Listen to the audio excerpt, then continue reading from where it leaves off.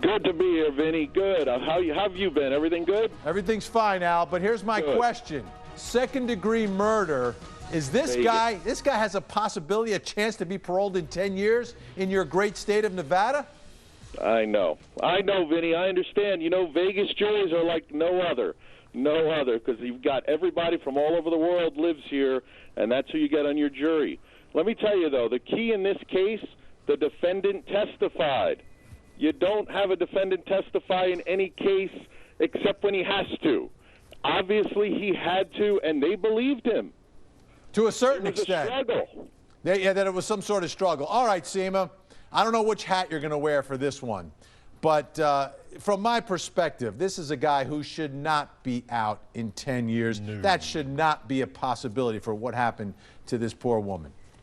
I agree with you, Vinny, and I'm going to put my former prosecutor hat on, because the dismembering, I would have hoped, would have led the jury to see the premeditation and the planning. However, that's not how the facts laid out. And when he dismembered, it was more of an after the fact. And I think what the jury focused on was the struggle between these two, the whole heat of passion argument, which leads to a second-degree murder conviction. And that was problematic.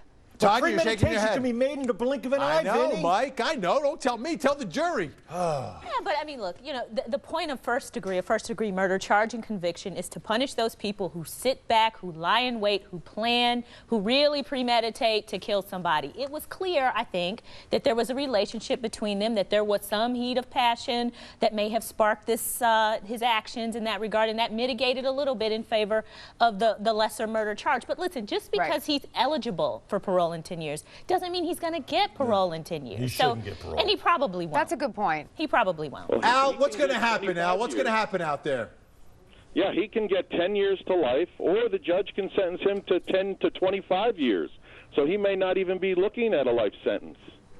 That to me, that's Mike. The judge has a lot of discretion here. You're talking about 10 to life, and life could actually mean life if the parole board doesn't let him loose. But she could also sentence him 10 to 25 years, which means 25 years, he's out, he's got a life. I know. That's what doesn't make sense to me. But I think that the judge is going to bring his comment into this case, and I don't think he's going to be eligible for parole in 10 years. All right. Al, great to speak with you. I want to give you the final word on this case. What should we take away from this case, Al?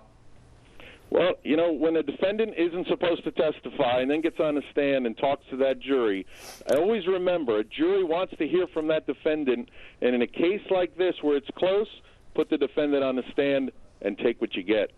Yeah. Well, we'll see. We're going to keep an eye on this story. This story's not going away. We're going to stay on top of it, see what the judge does at sentencing. Right. If the judge does, in fact, sentence this guy to life in prison. I've got to tell you, Vinny, dismemberment, putting her in a box, I have a feeling she's going to give him life. Yeah. That's all we got to hope for here, Mike. You know, Vinny, I hope so, too. But, you know, I've been following this story every single day. Now, this is the murder mystery of an elderly couple here in Georgia. Now, the FBI is investigating. We know that they have been, but now they're talking. Here's a look at what we have coming up next. It is personal. There's a lot of indications of the psychology and the behavior behind that. It's not a random crime. Britt Johnson, FBI special agent in charge for the Atlanta Field Division that covers all of Georgia, says he put agents in Putnam County to investigate what became the Derman double murder at the request of Sheriff Howard Sills. We will be there as long as we're needed. But he says it's tailor-made for what the FBI can do. For one, add manpower to a big mystery in a small community. And we also have some breaking news. Donald Sterling is giving up the rights